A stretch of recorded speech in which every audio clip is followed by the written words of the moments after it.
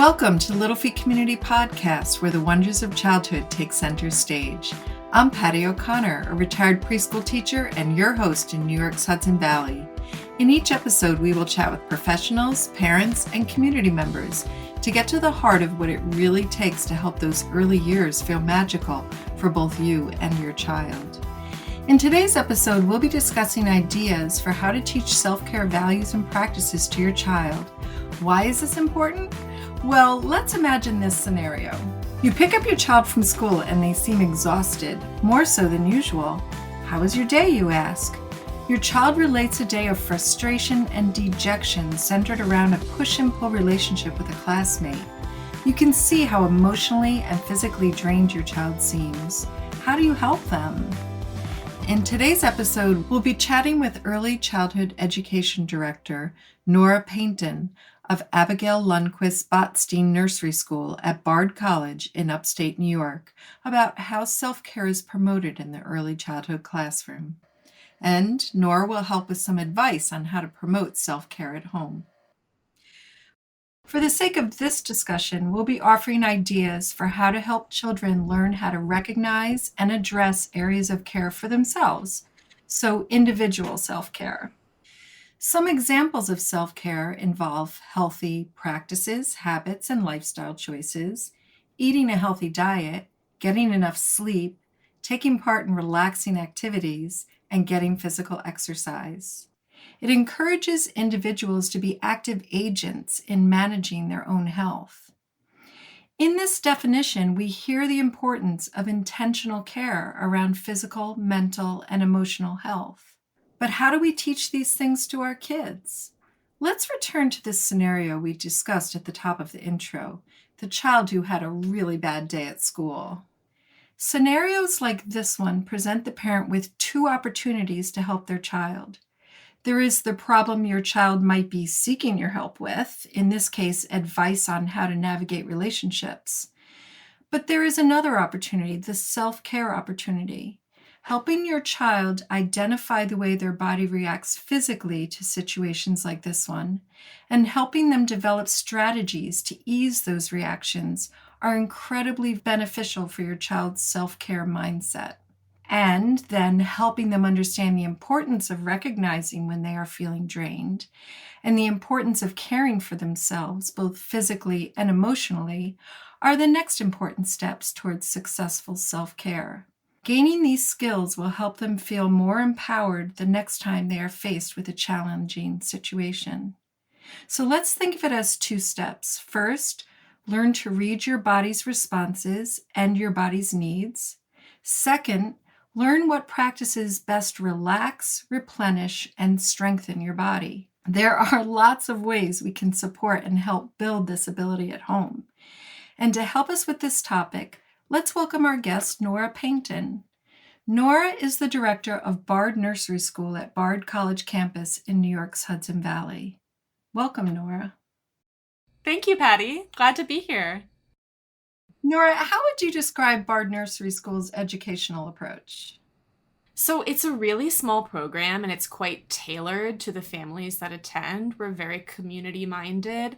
We really like to dive in from the beginning of the year into what interests we're seeing cropping up from the current group. So we follow an emergent curriculum and we really start with no set plans and see what comes up with the group. And, our philosophy really centers around celebration of community and joy of early childhood.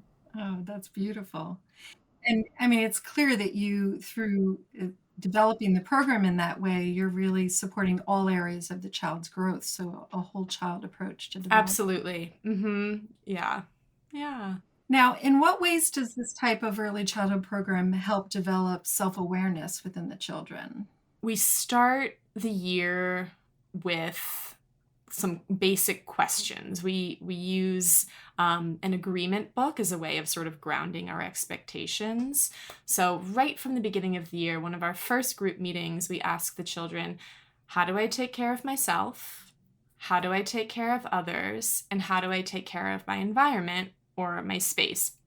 We are able to, without too much prompting, have children kind of understand if I need something, I have to ask for it. I need to wait my turn. These are all things that they have been working on, but having them articulate that and then having that as a document to refer back to is really key for us for keeping expectations at the front of mind in the classroom. And then pretty quickly from this sort of basis setting, we jump into this idea of emotional literacy. A big part of our curriculum is social emotional curriculum. As I'm sure you're aware, that whole child approach really calls for that. We use a lot of different kinds of books, from classics to new books. We have a whole sort of chart where children can move their face cards. Today I'm feeling happy or sad. Or we had one child, he moved his face card to the question mark. On the end, there's a question mark, like, I'm not sure how I'm feeling. And I asked him, oh, do you not know how you're feeling today? And he said, well, I'm feeling lonely today, and that's not an option on the board. So I moved it to the question mark. So it was kind of a sweet moment. Anyway, so kids can sort of take a break and really think about how they're feeling that day. And we have some sensory items and some books, drawing pads, different kinds of materials that can help kids re-regulate. Nora, it sounds like from everything you've described that you're really helping not just build their self-awareness, but helping them build a sense, through their sense of community, their self-identity and even confidence. Absolutely. And all of those are so important as children learn about themselves. So. Absolutely. Now, you had already mentioned a few of these, but I'll go ahead and ask my question. Sure, of course. So, what other strategies do you maybe use to help them identify? I mean, it's great that you mentioned the feelings chart, but say, for example, if a child is really having a moment where they're dysregulated, how do you kind of help them recognize that in a class? This is something we work on every year, and we always sort of have to approach it differently depending on the child and depending on our relationship with the child and the family.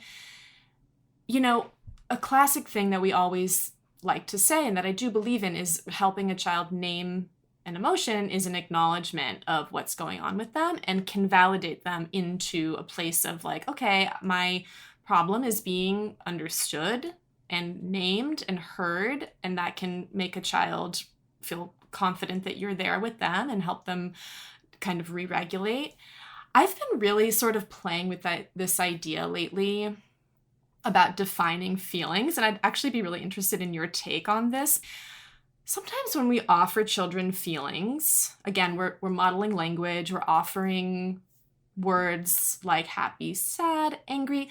Those can feel kind of basic to me, and like they might not specifically describe what's going on with a child. Like, I don't know if you've ever had this experience, Patty, but like I've had this experience where I say to a child, you seem frustrated, and they just get even more angry because I'm sort of assuming something about them. Yeah, sure. So I've been kind of playing with this idea of naming feelings in more of a physically based way. Like, what is your body feeling? Do you feel hot? Do you feel tight? Do you feel flushed? Do you feel something building up, vibration inside of you? To really kind of like let them express what that feeling literally is, and not, as teachers, assuming exactly you're angry, you're frustrated, because some kids don't react well to that. Even as an adult, you might not want someone to say, hey, you look frustrated, Patty. Like, that's kind of patronizing, right? But that goes so well hand in hand with today's discussion about self-care, because, by having a discussion more about what they're experiencing physically through that emotion, they're learning about their bodies and Correct. how their bodies react. And, what name we give it is far less important than them being in touch with how they're actually feeling. But, and by having that dialogue, around their bodies and helping them understand how complicated bodies are, it just will help them feel more patient with themselves as they try to figure things out. So often children, just like adults, but sometimes we want to figure things out quickly. And if we can't, we begin to really judge ourselves for a lack of ability to do that. Yeah, when you say that, it really makes me think of another point that ties into self-care is this idea of routines. Building routines into our day will help a child understand their physical needs. So every day before rest time, we give a try in the bathroom. Weeks later, the child's just going and trying and taking care of it on their own. And they're understanding, oh, this is what my body needs. Or putting on shoes before we go outside. Like Velcro can be tricky. We encourage parents not to send shoes that tie because no one can do that. But even Velcro, getting it through the loop. And, so every day I'm going to let you try a little bit longer to Velcro your own shoes. And eventually, once you get it, what an accomplishment. You've now got this new independent skill and you're taking care of yourself in that way. And we really celebrate that. Yeah, absolutely. And as I'm sure you say, it's good to say, let me know what part you need help with. Right. That part that they need help with may change day to day. Hopefully, eventually they won't need your help at all. Absolutely. Yep. Absolutely.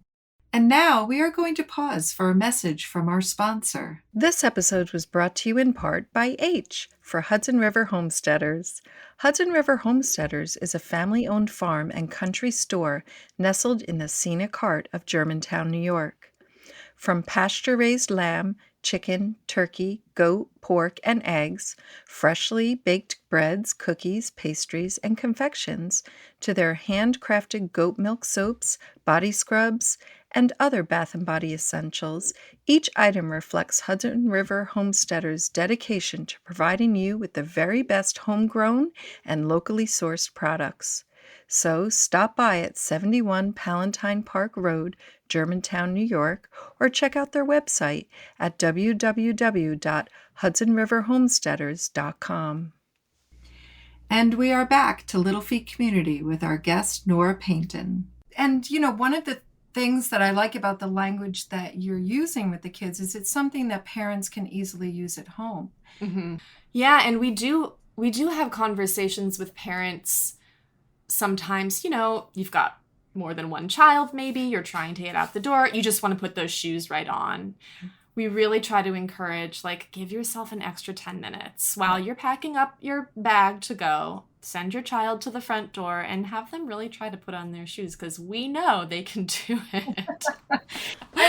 They are so chuffed with themselves. The empowerment that they feel when they figure those things out is pretty amazing. Absolutely. Yeah.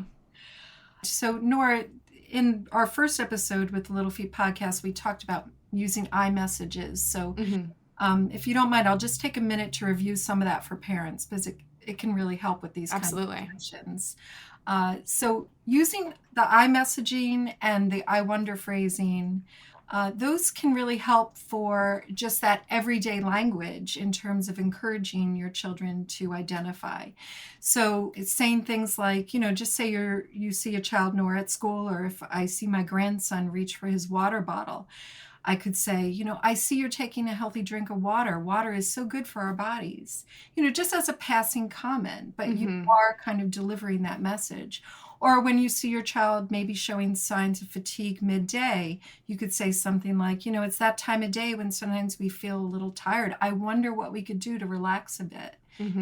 Maybe I'll read a book. So there you're validating what you're seeing, but you're also doing a bit of modeling as well. Yeah. And, what you're saying is so important. I think when I think about modeling with our teachers, we are a community for children, but our teachers are equal members of this community, right? I want and I encourage the teachers at this school to model self-care themselves. Yeah, absolutely. And, it should also, let's think about from a parental standpoint, because I know sometimes, parents are working all day. They may not feel confident or comfortable saying to their child, I need a minute, because, they feel like they have to fit so much into those hours between the end of school and bedtime. Yep. But to keep in mind, that is a healthy communication to have for your child by modeling that. You're actually That's not wasted time. Yeah, you're giving them a tool. Absolutely. Exactly, Mm-hmm. exactly. So Nora, one of the things that I wanted to point out, and I'm sure you've seen in the classroom, that what works for one child may not work for another.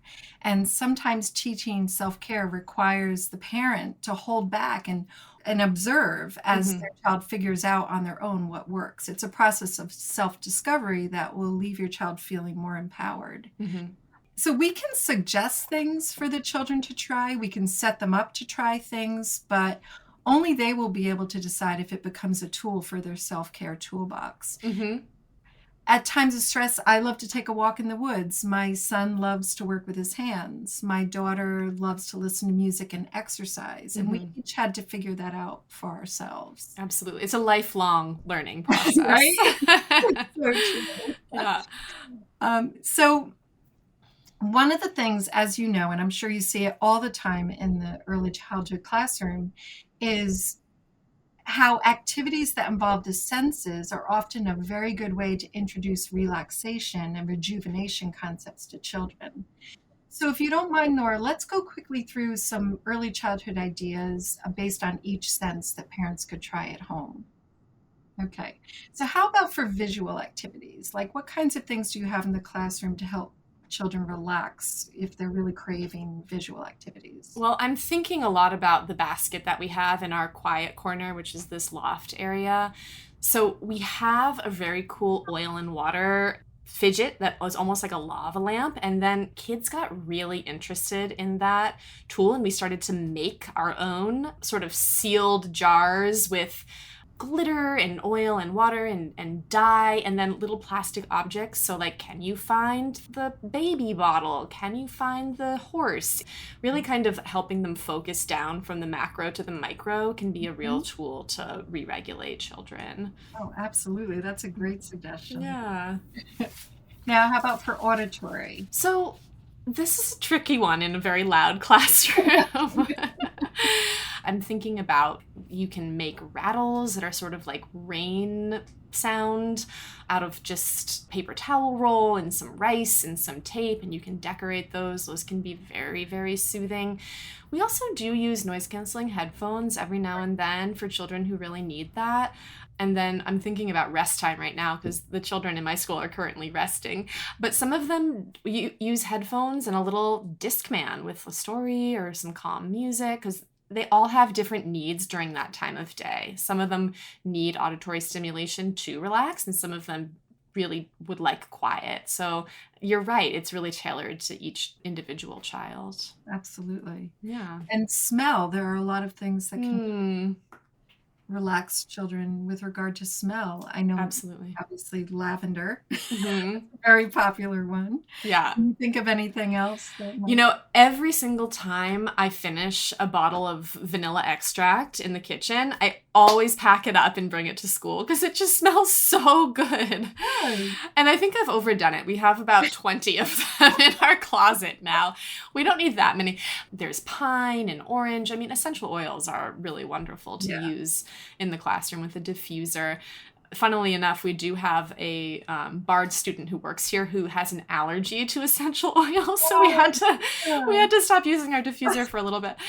But yeah, that's a lovely way of sort of engaging a sense that you don't typically use in the classroom. Sure. Yeah, and even in the home, the smell of food. You know, yes, absolutely. Or even when you make maybe a home batch of Play-Doh, that has aroma to it too. So anything like that.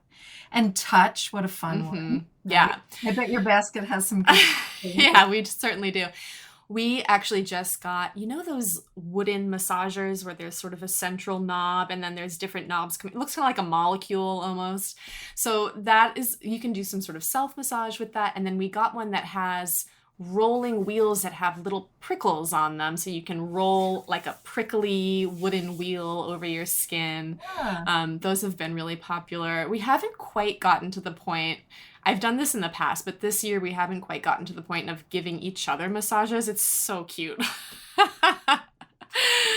Oh, it's so cute. So right now we're just sort of like, kids are working with these objects sort of on their own, but that can really, again, refocus a child's energy into a pleasant sensation that can help them re-regulate.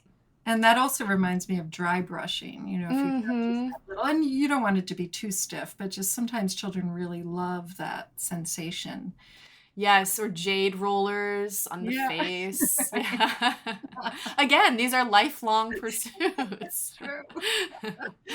Oh, wait, we didn't even talk about taste yet. Oh, Oh my taste. gosh. Taste. Okay. Yeah, let's see. We don't have anything specifically in the classroom available for taste, but we do a lot of baking projects. We have communal snack every day, and this is actually a good area to sort of frame independence and routine. Like we offer snack in the middle of a table family style, and kids are able to take what they want, and we really sort of show kids that we trust them to listen to their own bodies in terms of hunger, in terms of likes and dislikes when it comes to food. And I think they really take that to heart, and they don't take too much, or they don't take too, like, they really are like, oh, okay, I'm regulating my own need here. Yeah. I have a trick that I love, that I brought in some garlic salt from home, and I call it my magic garlic salt. And every time we're having vegetables, which have not traditionally been the most popular, I'll offer, do you want a little bit of magic garlic salt? And I'm telling you, carrots and cucumbers are suddenly our most popular food. That's great. It's so wonderful. And it's literally magic. It makes them taste delicious. Yeah. So that's a tool that I use. In hearing you discuss this, it reminds me of, when I was teaching, oftentimes at parent-teacher conferences, I would talk about something that we did in the classroom, and the parent would say, oh, I can't imagine that working at home. But, I'm sure the first 2 weeks of school for you, the kids were not self-regulating how much they took from that. Right. So it's a matter of just giving it some time. And Absolutely. Yeah. You figure it out. Yeah. And if you have to throw away a little bit of extra food, so be it. It definitely is part of, this is the routine. Yeah. Oh, I'm buying into this group routine now. Absolutely. Yeah. And then, for at home, I also wanted to suggest, and I'm sure you do this too, like having your child peel the orange for themselves, Mm-hmm. or cracking open nut cases like pistachios, Mm-hmm. or cutting cucumbers. And, those kid-safe knives are really great for that. One of the things that also plays into is, I wanted to talk a little bit about the other senses that are less well known. So that whole idea of holding the cucumber and knowing how much pressure to put on, that's of course called the proprioceptive sense. Mm-hmm. And, let's just, for the case of the discussion, call it the muscle sense. Mm-hmm. Sure. Right. But that, that's another great one for children. Often have a need for that. And then the vestibular. So like at school for the vestibular, which is, we can simplify it by calling it the balance sense. Mm-hmm. But what kinds of things do you have in the classroom for that? When I think of vestibular, I really think of playground. I really think of spinning on the tire swing and bouncing on our giant sort of yoga balls outside. We don't have yoga balls available in the classroom. I mean, we're navigating sort of smaller spaces. I do really I just was on a school visit to another school, and I saw a material that I think really fits into this, and I don't actually know what they're called. Maybe you can help me. It's sort of like a small circle that's kind of half deflated, and you can stand on it, and it has little nubs on it. And it's sort of like a spot. It's flat, but it's got a little bit of air in it, and kids can kind of stand on it and balance on it. And I've been thinking that would be a good thing to have in the classroom. Generally speaking, we always refer to those as balance boards, but I think that might be called a wobble cushion. And that doesn't take up a lot of space. So yeah. Right, exactly. You can have just sort of like a basket of them. You could put them out like lily pads and make sort of like an obstacle course out of them. Oh, that sounds great. Yeah, I think we're going to invest in those.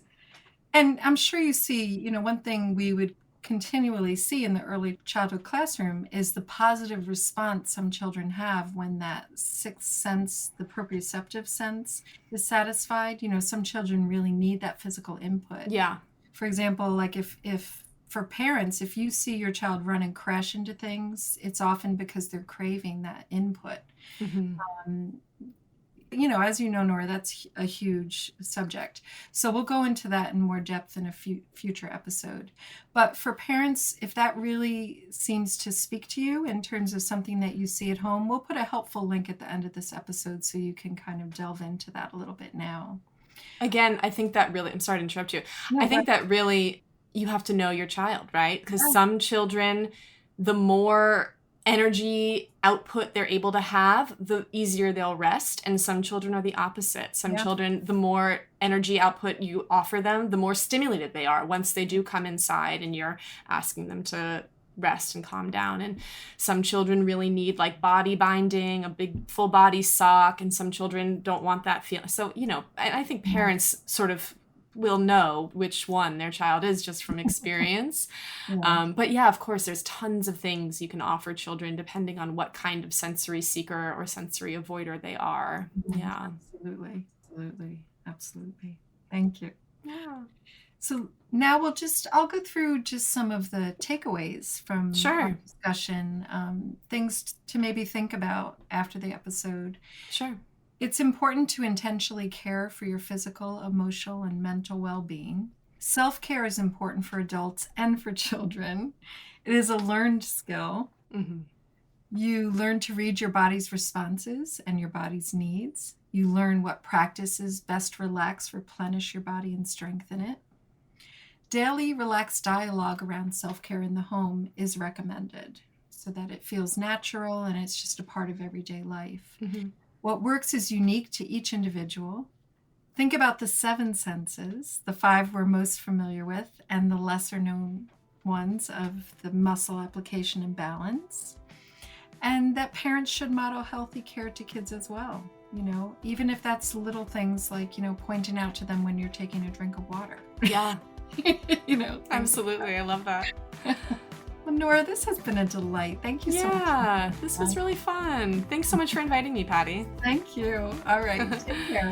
Okay, bye-bye. Bye-bye. This episode was brought to you in part by P for Perinormal. Trained in clinical psychology, founder Perry Zarella counsels those seeking a path through life's most difficult experiences and transitions. Perry's interdisciplinary model of support merges decoding with counseling. Specializing in assisting highly sensitive individuals, or HSPs, and those attuned to energy, Perry helps clients develop their intuitive abilities, process emotions, and understand their physical experiences.